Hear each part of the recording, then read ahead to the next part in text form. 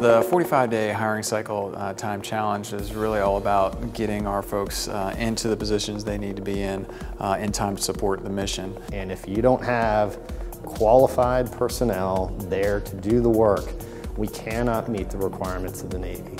And this, if you read the National Defense Strategy, urgency is what's driving it. And we need the best and the brightest, and we need them now in order to execute our mission. We started this challenge to get the hiring cycle time down to 45 days. We had 46 teams across all the SYSCOMS in the Navy. We had a couple of checkpoints, and now we're down to the final 4 teams, and we're going to pick a winner.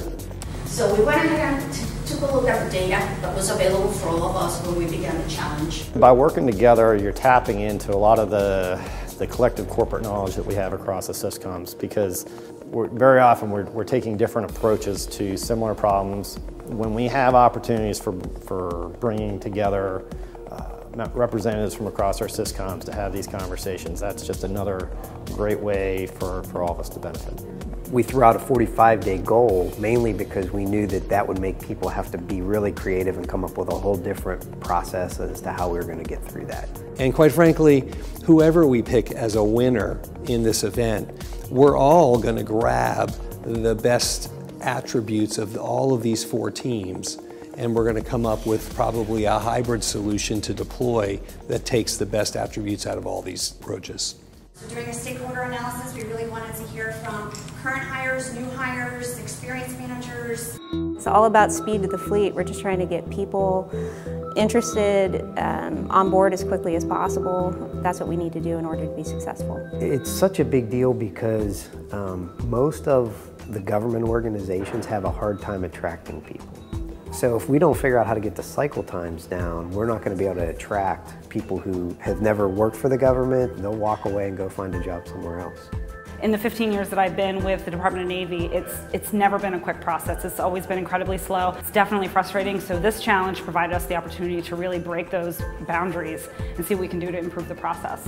This was a volunteer effort, so it was nice to see a lot of volunteers come to the table with their passion and synergy, just being willing to help change this process that we've been talking about for years. It was truly interesting to see, what the other teams focused on, where their focus areas were, because their models are different from ours. So it was good to see how we could definitely leverage pieces of each team's tools into maybe one grand approach to hiring. Ultimately, it's all about contributing value to the fleet, right? Making sure that we have folks that are here that can contribute and are effective.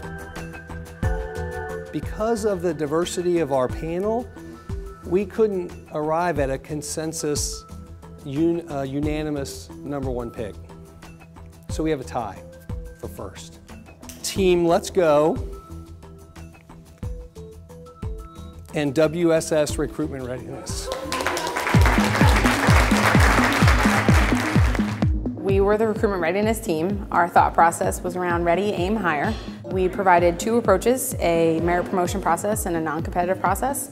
So our idea today to reduce cycle time is to have a command expedited hiring agent. So one person, one-stop shop for all of your HR needs. If you think that slide is good, wait to see the non-competitive slide. This is life-changing because I've been associated with every step in the process. It takes too long. It takes too long to bring people in, and that's frustrating because I love where we work. I love what we do. I love the service we provide to the fleet, and it's just a great mission to support. So now that we've picked a winner, we were able to bring the challenge participants to the fleet. We got to tour a submarine, we got to tour an air-capable ship, we had lunch with sailors, we saw some training devices, really connecting to the mission of the Navy. And so being able to be out here, seeing all the folks that are on the front lines and seeing some of the capabilities that we deliver was really awesome. It's a very special opportunity. Something I really like about working for the Navy is I actually get to see the effects of what I do.